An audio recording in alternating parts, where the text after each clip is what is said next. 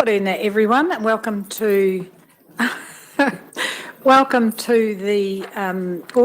council meeting on Monday, the 22nd of April 2024. Just a reminder in terms of health and safety, if the alarm sounds, we make our way out the nearest emergency exit, and the assembly point is across the road from the regional council building, and we wait instructions from staff. Be aware that this meeting is being live streamed and the video will be publicly available on YouTube, and a reminder to everyone to either turn their phones onto silent or turn them off. Shad, would you open for us with a karakia, please? Morena tātou, kia koe rā Anne, tātou katoa, ko huitahi nei tēnā tātou katoa, nō reira kēnoi tātou. Me honore he korore ki te atua, he maunga rongo ki te whenua whakaaro pai ki ngā tangata katoa. E te atua nei rā mātou huitahi nei tēnei ata, ka tuku rā ngā whakamoemutina ka whetai ki a koe, nō reira manakitia rā tātou i ngā hotanga i ngā take e hora nei, kia whai hora hei tika mā tātou katoa. Tēnei mātou ene tēnei ki a koe, korore ki tō ngatapu. Amen. Thank you. We have no apologies. We have no public forum. I'm not aware of any late items. Oh, I beg your pardon. Right, okay. So we've got the audit report and the table changes to agenda item 11.1 for the long-term plan. And the same. So that's a letter from audit. Someone like to move that so Shad and Stephen, we accept those as late items. All those in favour say aye. Against carried. Thank you. No confidential business to be transferred into the open. No change to the order of business that I'm aware of. That brings us to the minutes from the meeting on the 4th of March. Any corrections to those? I thought actually the discussions were captured particularly well. Bill? Thank you. Bill, and seconded by Stephen. No, I think that record works. Anyone who's interested in the process works it through particularly well. Okay, I'll put that, all those in favour that that's a true and correct record of that meeting of the 4th of March. Say aye. Against? Carried. Thank you. Any declaration of conflicts of interest? No deputations, presentations or petitions. We have no recommendations from other committees. That brings us to the business for the day. And item 11.1, the adoption of the Tauranga City Council long-term plan. Paul. Just while the team are coming forward, I'll just give a brief overview of the recommendations for today.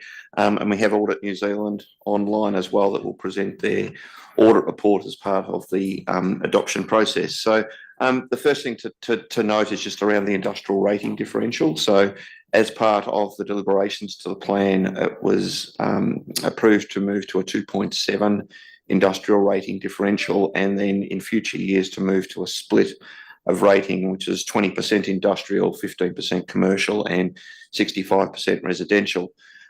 Due to the general revaluation that's just taken place, our rating for industrial, overall the revaluation moved up for that sector. So what that has meant is that at 2.6 times differential, we now achieve the 20% that we're aiming for long term. So the recommendation in the paper is to go straight to that 20%, which is actually a slight reduction in the differential for that sector. So the revaluation effectively has moved us to where we were moving within that.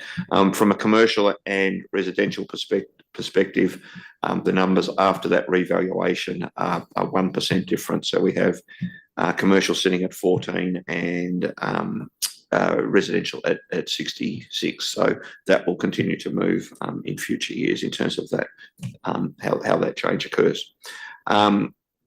Second point to note was just Bay Court renewals. So the current plan includes the refurbishment of Bay Court. The renewal program currently in the long-term plan needs to be aligned in future years. So that will be aligned in future annual plans effectively to ensure that we're doing the renewals program consistent with the overall Bay Court refurbishment. So that's resolution D. We've suggested an additional resolution just to recognise that the plan does include the infrastructure funding and financing levy for the Te Manawataki o Te Papa. That's currently going through its approval processes, and then we'll go through to financing.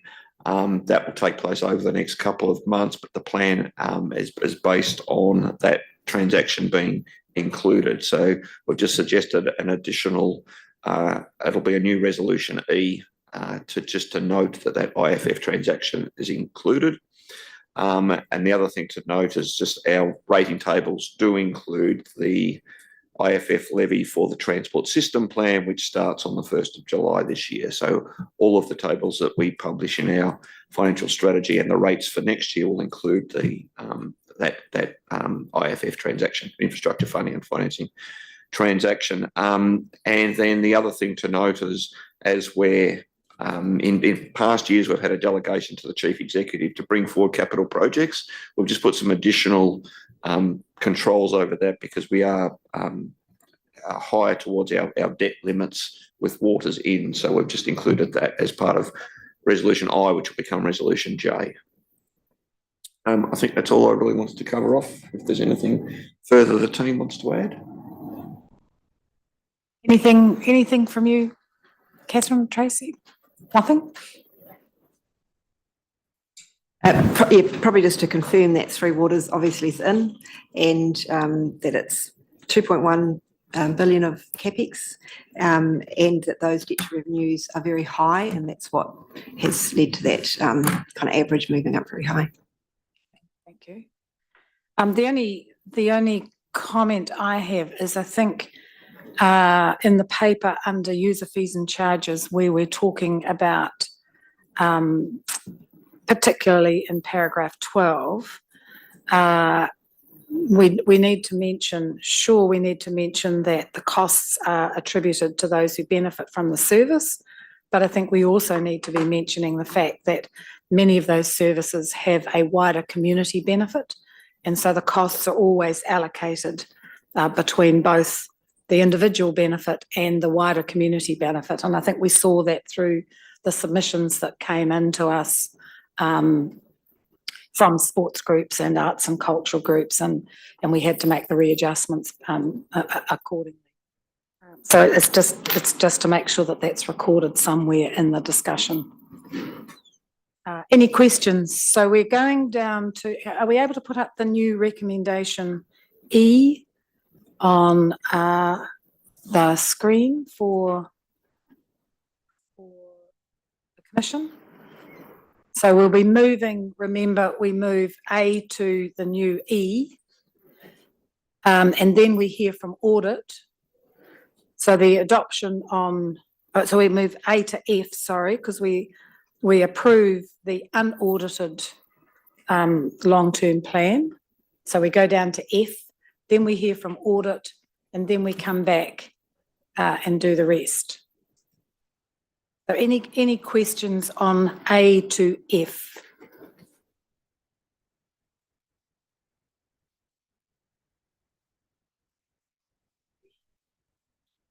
Yes, yeah, okay.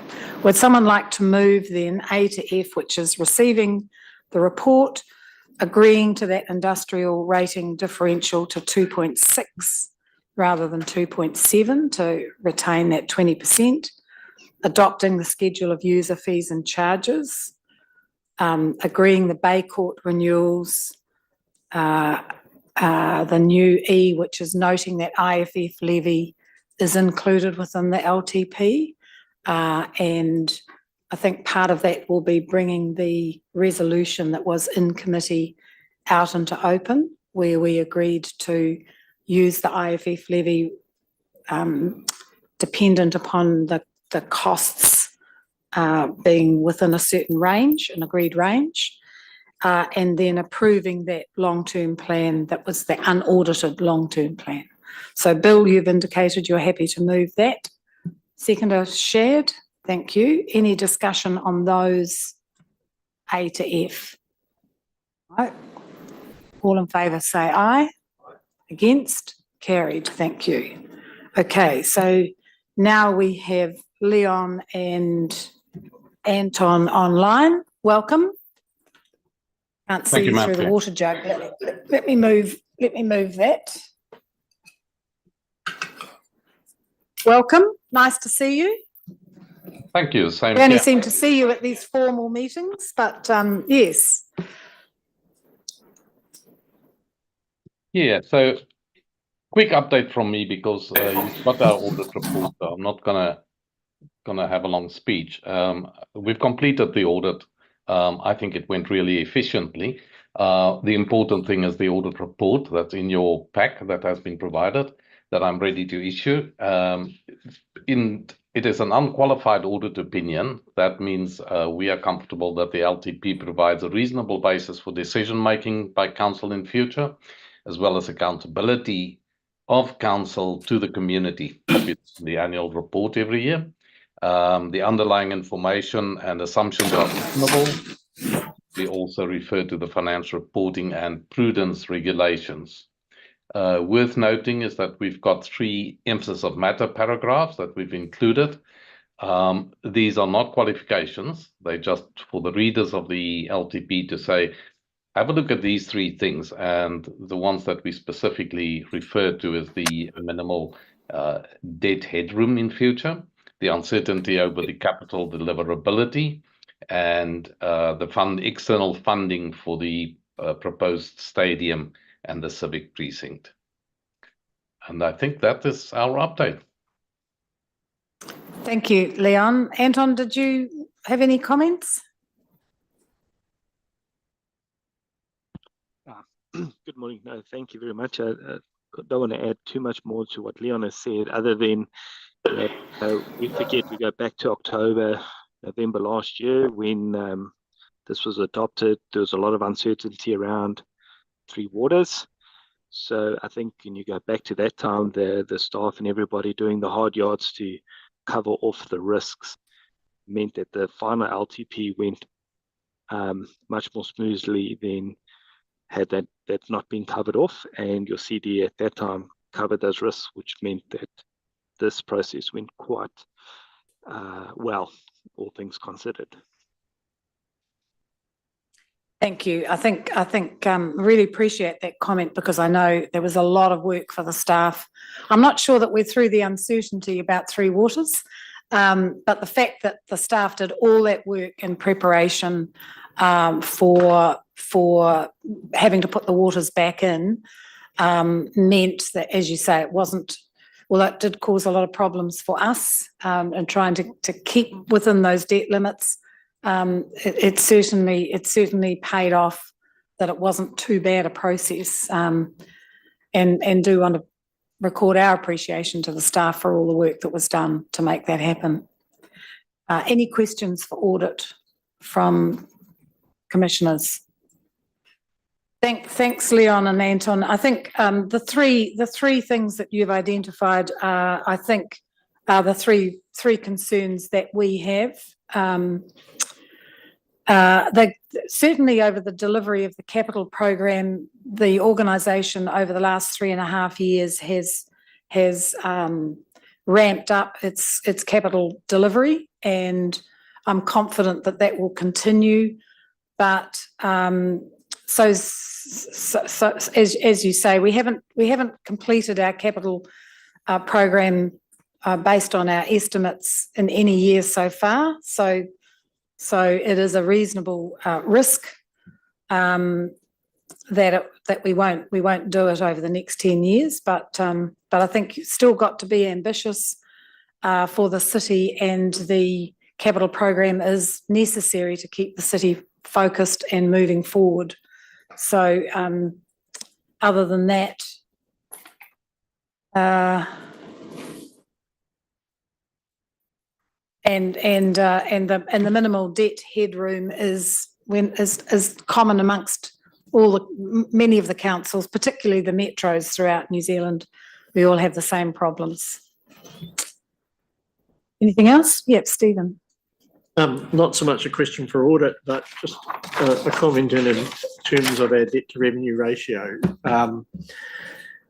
And we are getting close to the LGFA kind of funding line at times through this LTP, though it does get better over time as some of the major projects are done. But also listed in the table there is the debt to revenue ratio prudence calculation, which is a considerably lower percentage of revenue. And I just wonder if I could ask the finance team to explain the difference between the two, because the issue of how much debt the council has been open to public comment, with some parties expressing concern about that. And I think I would make the observation, and I just really seek the staff's confirmation of this, that the LGFA debt to revenue ratio is reasonably conservative in its own base in any case. But then when you look at the prudence calculation, that looks even better. So just to give some comfort perhaps to people who have a question mark over this debt to revenue ratio and whether or not we're going beyond our limits. So the prudence calculation is a calculation required by legislation or regulations that includes revenue additional to what LGFA considers as, call it normal revenue. So the fact that it is more prudent in its nature, which is why you see the lower number there. So it will include capital revenue, development contributions, and other forms of revenue and some of those are included within LGFA and some aren't. So for example, development contributions aren't included within the LGFA covenants. Arguably they could be. At this point, they're not though. So it's the number that we quote is effectively what we're trying to show against the limits that we're held accountable against. The financial prudence one has more revenue included. So it doesn't actually, for the purpose of how we actually operate with LGFA, isn't the relevant measure. It's because it includes additional revenue. So would it be fair to say from that we are working within recognised levels of prudence? That's really the key message. Yes, that's right. That we want people to understand. Thank you for that. Anything else for audit? No, thank you, Leon and Anton. This will be the last time we see you, so thank you very much. I think we've had a very good relationship with audit. It's been free and frank at times, and we've appreciated that. But we also appreciate the work that's gone into the relationship with our staff, and you've always been extremely complimentary about the finance team here at TCC. So we want to thank you for the work that you've done to date. It's been good to have those frank conversations with you as we've made our way through some quite difficult decisions over the last 3.5 years. So really appreciate the ongoing relationship that we have with audit, and it's important. It's been important to us, but it's also been important, I think, for the residents of Tauranga to know that that audit has kept a very close eye on some quite big decisions that we've had to make over the last 3.5 years. So thank you very much. Thank you, ma'am, and thank also staff and management of council. I think we've got a really good relationship with robust discussion as we prepare. Thanks, you too. Okay, so that then brings us to the rest of the recommendations. And so we have a new G, H, I, J and K to receive the audit report relating to the 24-34 long-term plan, adopt the audited 24-34 long-term plan, approve borrowing of 385 million for the financial year in line with the approved long-term plan debt levels, delegate to the Chief Executive authority to bring forward capital project budgets within the LTP, subject to keeping within those borrowing limits that we've agreed, and confirmed by the CFO and Manager of Finance, and then authorising the Chief Executive to make any necessary minor drafting or presentation amendments to the long-term plan before it goes out to print. I'm happy to move that, and I'd like to speak to it if someone will second it. Stephen? I think if you go back to when the commission was appointed, it was appointed by the government of the time deliberately to put in place the 2021 to 2031 long-term plan. And then our time was extended again deliberately to put in place this current 2024 to 34 long-term plan. I think memories can be quite short. The seriousness of the intervention that the government of the day made to appoint commissioners signalled the real mess that the city was in, and that has been respected by the incoming government. It is a serious intervention to replace a democratically elected council. It doesn't happen very often in New Zealand's history. So I don't think we should underestimate the decision that was made by both governments around this commission. Tauranga was in a dire straits. There was no rating structure in place that relieved the burden on residents. In fact, the rates put all the burden on the residential ratepayer. The city was simply overwhelmed by the massive growth that had happened over a very short period of time. And when we came, we found this enormous lack of investment in some basic maintenance issues, like particularly roading, where we're getting to the stage now with too many of our roads that we actually have to rebuild them because they haven't been maintained on a regular basis. And the bill is enormous. And it's not even a bill that we can have managed to put into the 10-year plan to rectify. The lack of community facilities to help strengthen the community, the larger growing community that was here. And both LTPs, we heard from sports groups, from cultural groups, from the arts sector, all those things that bind a community together, wanting and needing more of those facilities. The city looked neglected, as if nobody cared about it. And we've invested in that care and ongoing maintenance of the city. And then, of course, the city continues to grow. I think we're talking between 3,000 and 4,000 people moving here every year. And that has to be managed.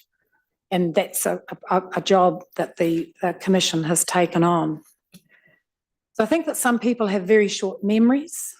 And I think that some people forget their own culpability, because this hasn't happened overnight. This has happened over a long period of time. I think some people sat back and willfully reduced maintenance on essential services in the city. And they should take a long, hard look at themselves in the mirror before they criticise some of the bold and difficult decisions that this Commission has had to make. This LTP that we are looking to pass today continues the direction that we set in the 2021-31 long-term plan. There's not major changes from it. We all knew, and we've heard from the community time and time again, what this city needs. So we won't have got everything right. No one ever does. And we won't have satisfied everyone in the community. No government, whether it's central or local, ever does. And you don't expect to.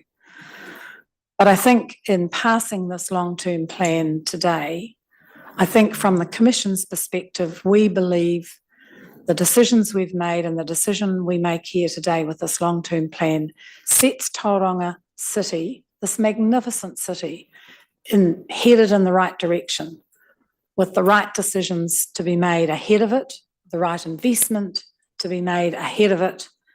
And it's our hope that the incoming democratically elected council will build on that long-term plan and make sure that this becomes not only New Zealand's fastest growing and fifth largest city, but the best city in New Zealand to live, work, play and learn.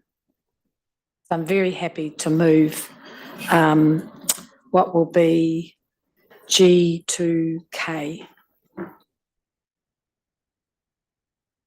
Stephen. Thank you, Chair. I totally agree with your comments, and in seconding, I think the long-term plan that we've put in place creates a platform for the new council to leave from. When they come in, they're going to have an enormous learning curve. But what will enable them to make real fast progress on that learning curve is the confidence that there is already a long-term plan in place that can give them the time to identify the issues that they want to progress, so that when they come to review the long-term plan in another 3 years, they can make the necessary changes.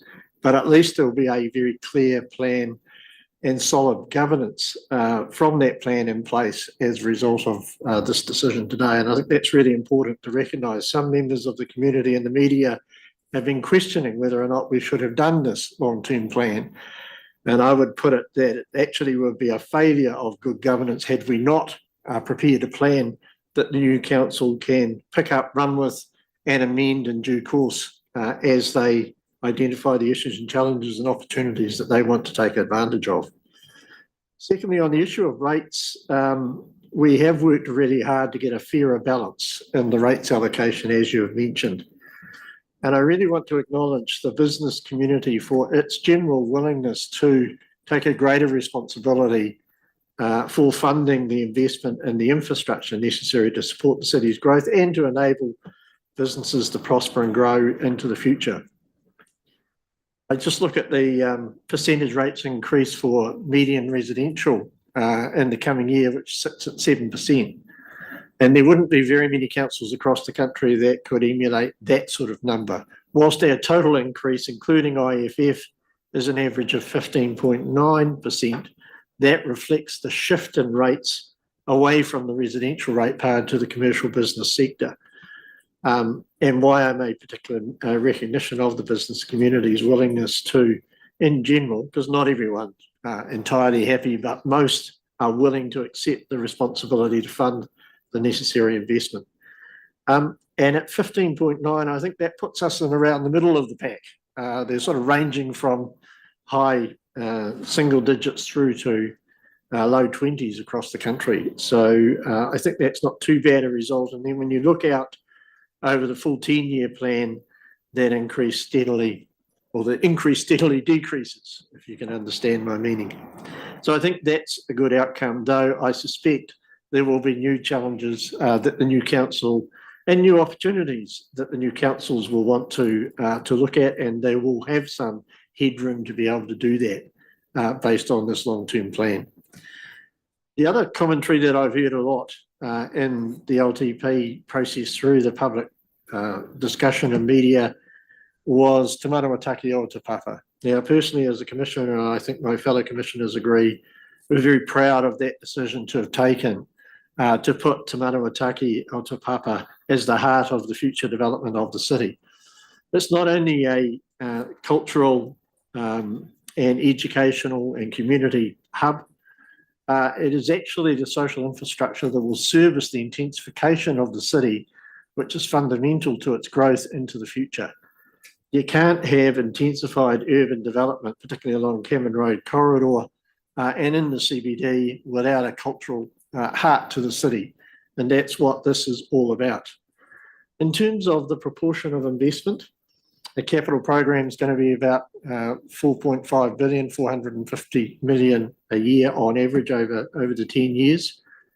Of that, 303 or 306 or thereabouts will be for Te Manawa o Te Papa. So if you put that 306 million in the context of 4.5 billion, that's less than 10% of the money that is going into our cultural heritage and our future education and amenity for our community. I would have thought that's the least that we could do. So in that context, the 300 million, whilst it sounds a lot of money in one mention, relative to the total investment that has been made across this 10-year plan, it is less than 10%. and at the right sort of level. So in summary, I think we've got a good plan in place here. We've had to make some hard decisions about some things that we would have liked to have done sooner, but had to put those off because of the funding constraints. And that really leaves me with the last issue that I want to mention, is addressing local government's funding issues into the future is a central need that has to be addressed, I hope, within the term of the current government that we've got. Because we can't just continue to rely just on rates and development contributions funding model. Every council across the country is saying the model doesn't work and we need to fix it. During our time, we floated new ways of both raising finances, and we are using infrastructure funding and financing and a leading council in bringing in new methods of funding and financing. But the fundamental question of where the funding comes from to repay whatever debt, be it private or public, is the question that has to be answered. And so looking at initiatives around value capture, time of use, road pricing, and making sure that beneficiaries and those who benefit from investment pay through user fees is really the only area that we need to, or that we can explore. And I know that that's going to be a challenge for the new council, but I do hope they pick up and continue the start that we've made on broaching that conversation, because you end up paying either way. You either raise the rates and invest in the future of the city, or you carry on the legacy that we inherited, that you touched on in your comments, Chair, of underinvestment, high house prices, congestion, and all of those other costly issues that are really holding back the productivity of the city and also the livability of the city. So those are the choices for the new council. I'm very pleased that we've got a long-term plan here that sets a platform for them to make those decisions. Thank you.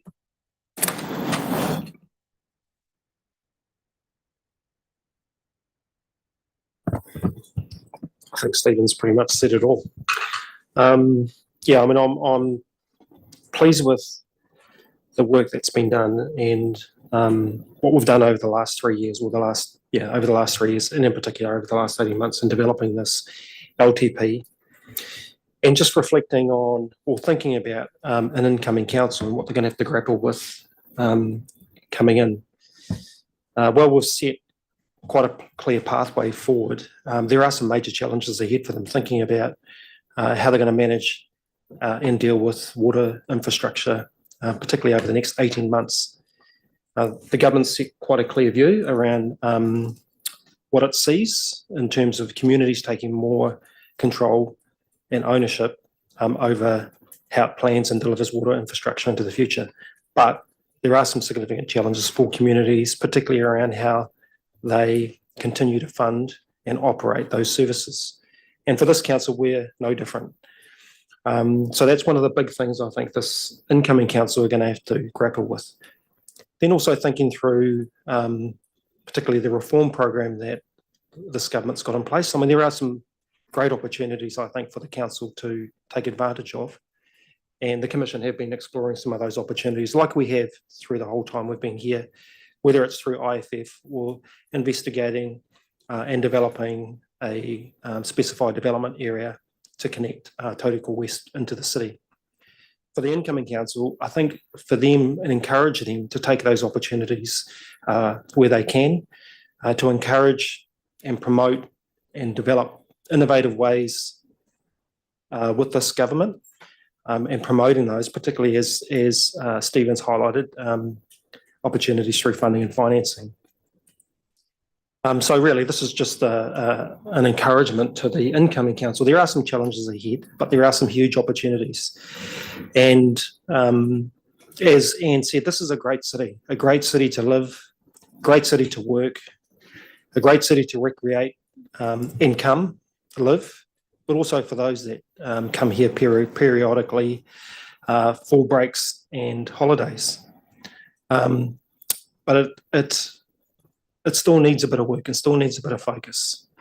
And if this incoming council can continue on that pathway, I think this city's got a great future.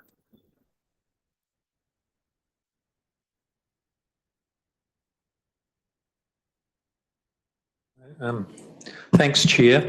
And support the commentary from the previous speakers, but there's a few things I'd like to highlight. And for me, this LTP, we're continuing the direction that we actually established way back, and that seems a long time ago now, in 2021. And again, that emphasis on delivery, the completion of projects that have been started. Although I do have to note, and this is a note for some of those who actually made submissions to the LTP process, that we actually funded a number of projects as a direct result in terms of people or organisations taking the time both to write and then to front the hearings process. So I just wanted to emphasise, because often there is the commentary around, oh, why bother, and oh, you know, I haven't got time to get involved. Well, there is that opportunity to be involved, and sometimes it can be successful. So I really wanted to highlight that. And certainly for me personally, from 2021, that emphasis on addressing the deficit in community amenity and facilities, and certainly from my point of view, that's also been a key focus for the Commission, because there had been a long-term deficit and a lack of investment. And I think, picking up your earlier point, and in terms of that had been around that lack of investment for a very long period of time.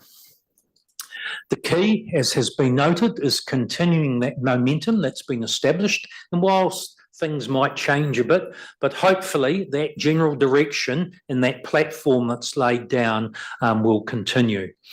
And that is important so that this city doesn't continue to fall behind. So it's important for that momentum, that investment, and also that support from the community, which I think has changed significantly over the last 3 and a bit years, carries on. And that way we end up with a city that caters for the broad range of residents, not just one component of it, but appeals and is important for broadly all of the residents, and both those who are here.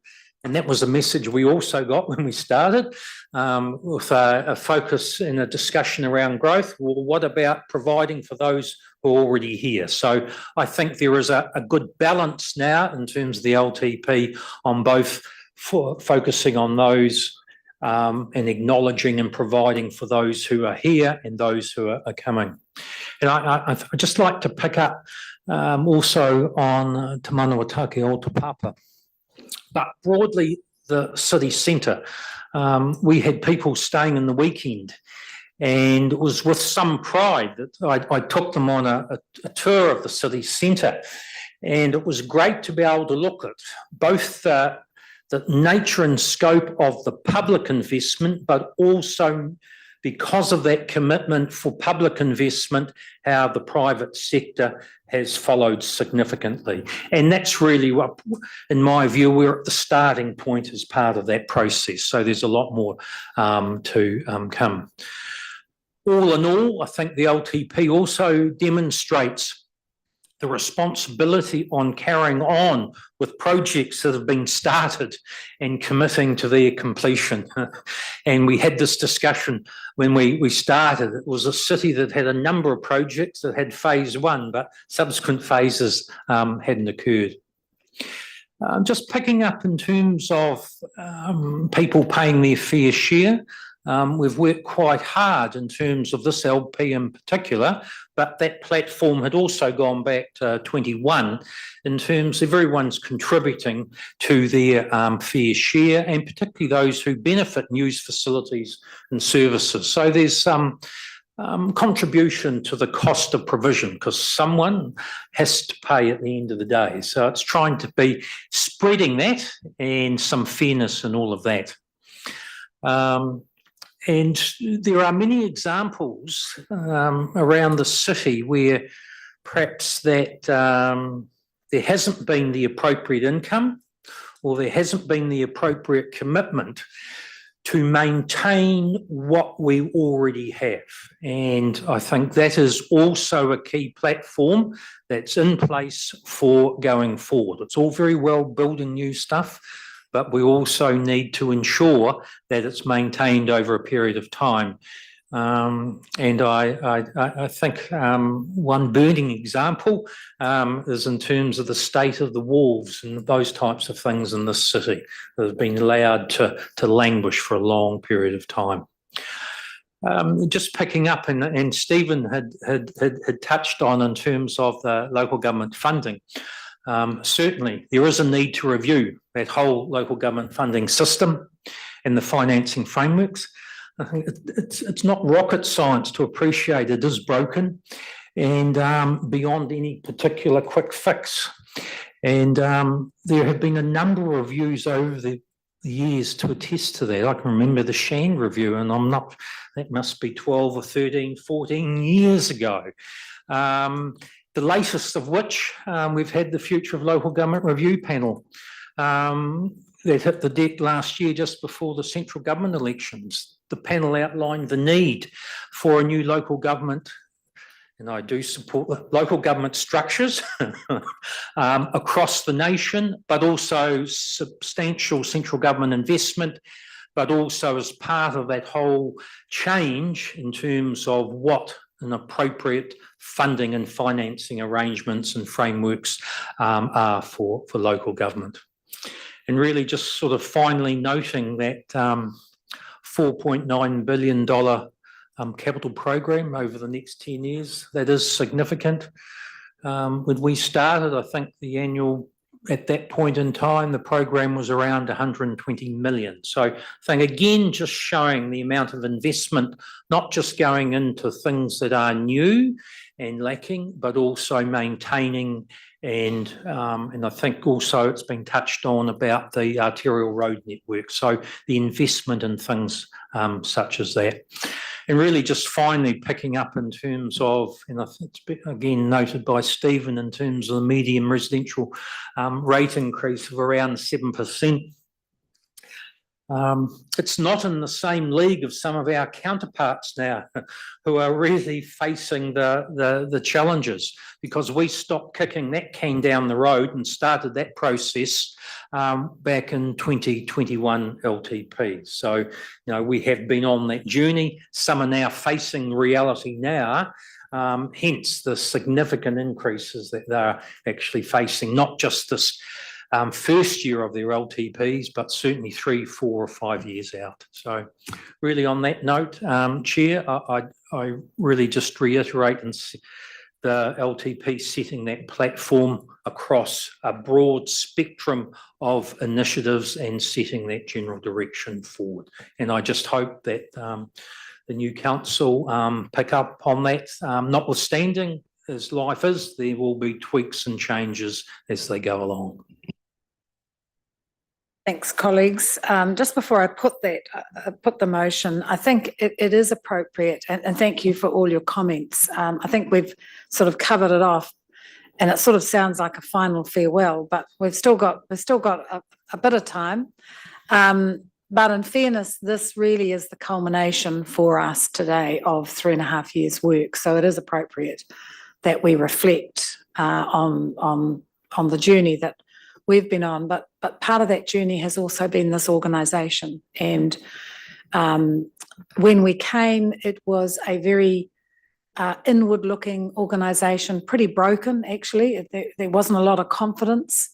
And when we look at it today, as you say, with the capital program over the next 10 years, 4.9 billion, even though audit and we share the risks around the delivery of that over the 10-year period, they're nothing like the risks of delivery that we were facing when we first came here. We have seen this organisation grow strong in competence and confidence. We've seen it focus itself outwards instead of inwards as a form of self-defence, really, from a dysfunctional governance group. I think we've seen the leadership of the council be prepared to try some different things, and we've challenged them to think innovatively, and we've seen that, and the staff have been innovative in their thinking themselves, and that's why we are in the position we're in, where we're ahead of the pack in things like the infrastructure funding and financing, in the special development projects, in trying to negotiate city deals, because our staff have actually led that process.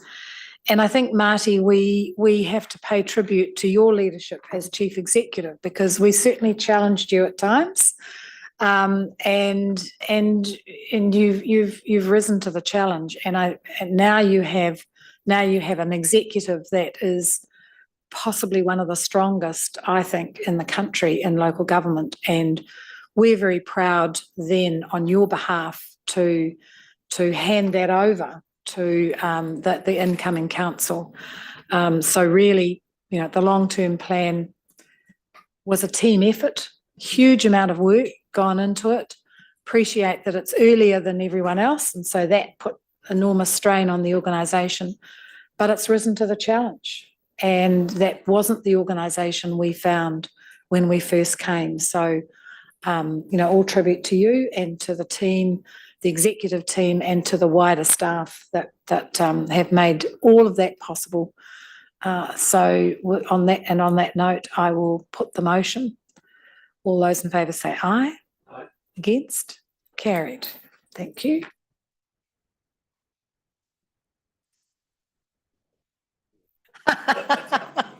If we were in Japan. Okay. So the next item on the agenda then is the adoption of the development contributions policy, and I presume, yes, we've got Ben coming up and Christine. No, just Ben, okay? Oh, ma'am. It's always good news. Very briefly. We're going to leave Oh, you. yes, Leon. Sorry, yes. We're going to leave you. Thank you very much. Thank you, Leon and Anton. Thank you very much. Thank you.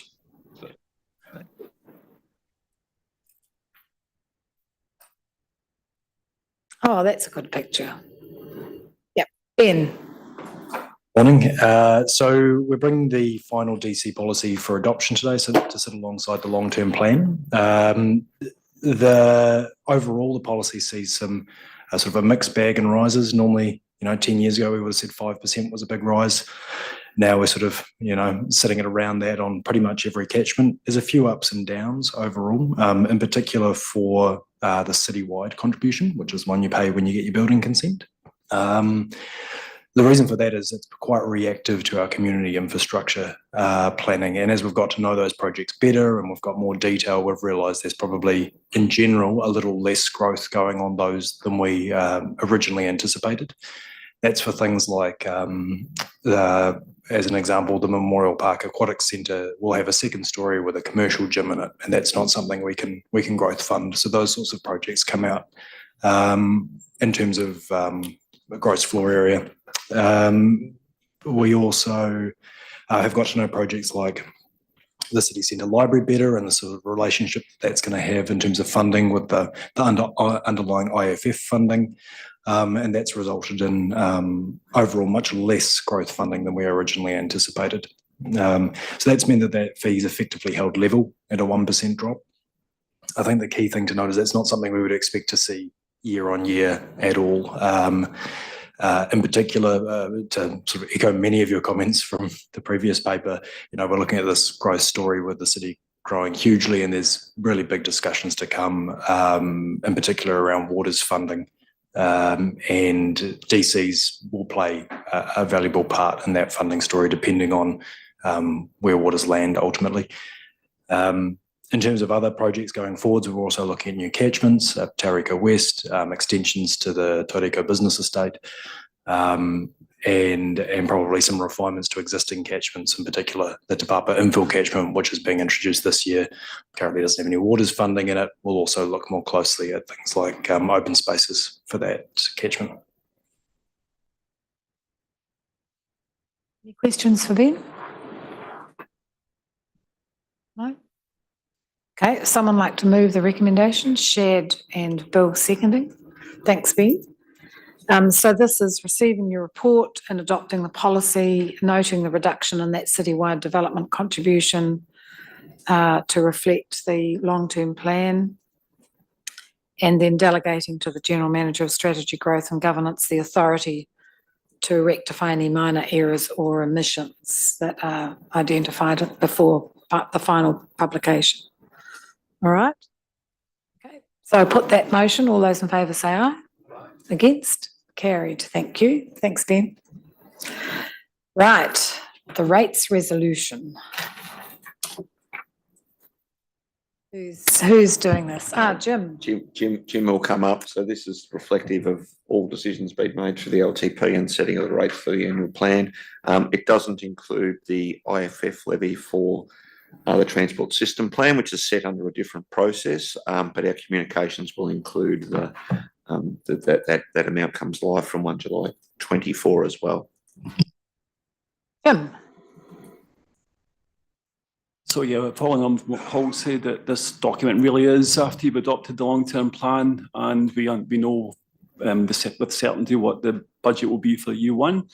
This resolution basically turns that budget into individual rates, which are then applied over the whole community from 1st of July 24. Yep. It's very long and complicated and hard to understand other than the real dollars.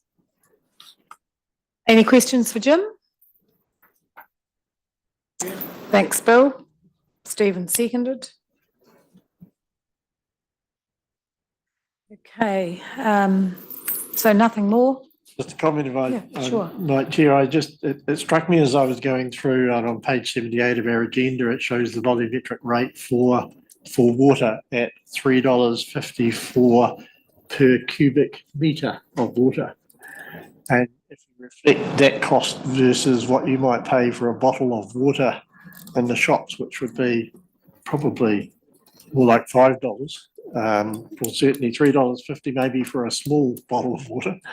That's an incredible price, really, when you look at it. And it's just, I think, a bit of a symbol, notwithstanding we all complain about the cost of rates and whatnot, but actually when you look at the cost of water service provision at $3.54 per cubic metre of water supplied, that's a pretty good price. Yeah, well, I think I've made the comment publicly. I think we underestimate just how cheap our rates are and for the services that are provided. Huge community benefit of providing those services, and that water rate is a perfect example. Okay, so moved and seconded. Any further discussion? All those in favour say aye. Against? Carried. Thanks, Jim.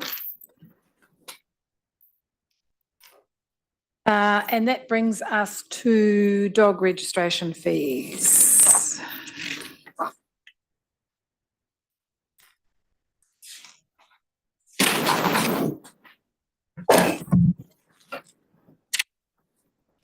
Good morning, everyone. In Sarah Omansen's absence, and she is the authoriser of this report, she's asked me to come and present it to you.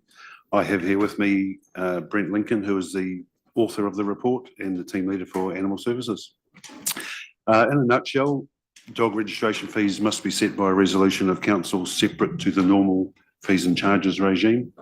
And this paper recommends that for the 24-25 year, we increase dog fees from the current standard fee of $100 to $125, and which will then have a knock-on effect for the penalty fee, which will go up to $187.50.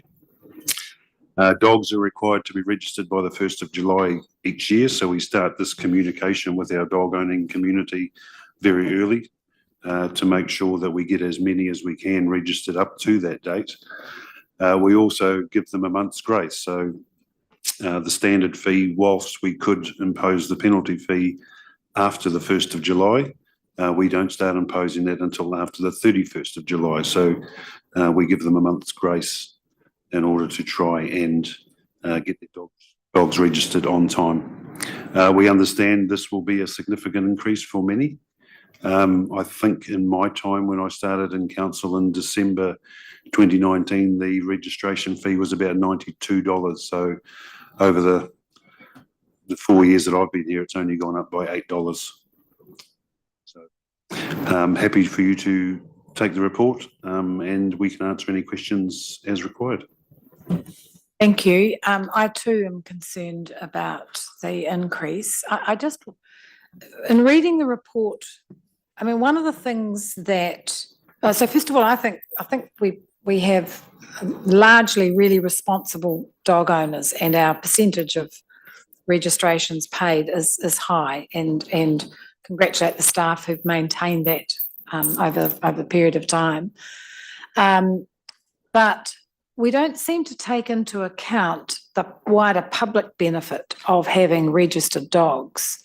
And often, again, as we're talking with user charges, dog registration is a classic example. We charge the dog owners and recover the costs, but there is actually a wider community benefit of having registered dogs and knowing where the dogs are and the dog services. And I didn't see that in there. I am concerned that 25% increase, $25, is quite high for this time, particularly with many families who are really struggling. I know it's not a lot in the overall, but they've got to find it all at once. And I would hate to think that we were putting extra stress on those families in difficult times when we might have been able to share some of that more widely with the community. I don't know what your comment might be. The rate funding from Tauranga City is 10%, where across the country that varies with each council between 0 and 60%.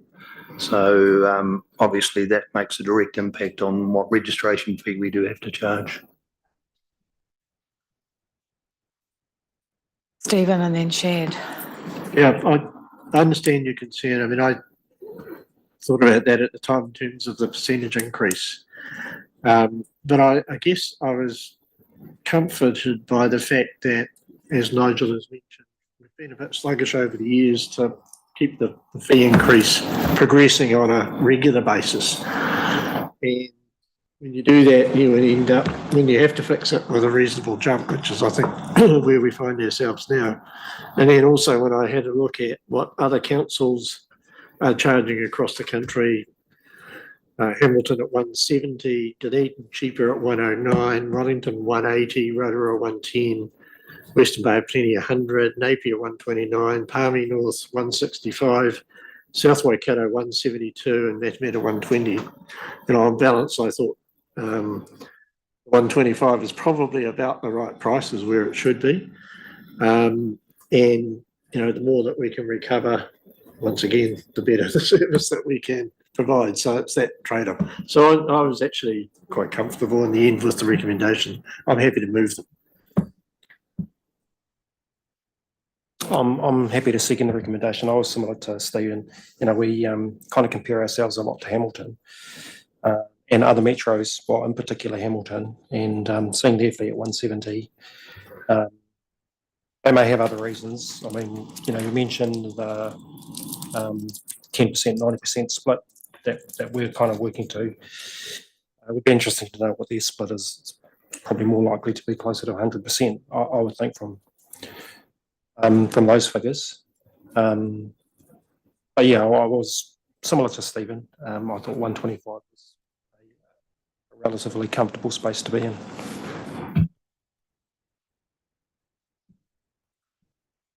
Oh, it was just, it's not a question, but a comment, but I think the importance of regular review of fees and charges. So I think putting it on that cycle, I don't, in terms of what regular review is, whether it's annually or biannually, don't know, I leave it to the team. But I think that just makes any adjustment probably, and picking up the earlier comment, less painful as opposed to a significant increase.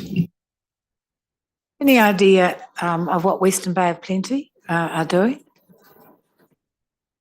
They are increasing their rates this year. I'm not 100% sure to what I think it's somewhere around 115. It won't be that much different, okay, because, yeah, okay, I mean, I still am concerned, and it will be interesting to see, given the economic circumstances, whether we get less dogs registered as a result. But I take the point that regular updates and maintaining those smaller increases to keep up is the way to go, because it's a big hit all in one. Okay, so it's been moved and seconded. Anything further? I'll put that. All those in favour say aye. Against, carried. Thank you. Thanks very much. And we have no public excluded today, so that brings us to the end of today's meeting. Shad, would you like to close for us with a karakia, please? Tēnā nō rā tātou, kia koe rā Anne, kuria ki rā kia tātou katoa, tēnā koutou, tēnā tātou. Reira kia nui tātou, i te atua nei rā mātou i huitahi nei, ka tukua nō rā ngā whakamoimiti ngā whakawhetai ki a koe. Nō reira manakitia rā tātou i ngā ahutanga, i ngā take a tā kōrero hia nei rā tātou i tēnei rā. Tērā wiki ka huitahi anō rā tātou. Nō reira te atua, tēnā mātou. Rore ke tōnga tapu, harmony. Thanks, Shad. And I declare today's meeting closed.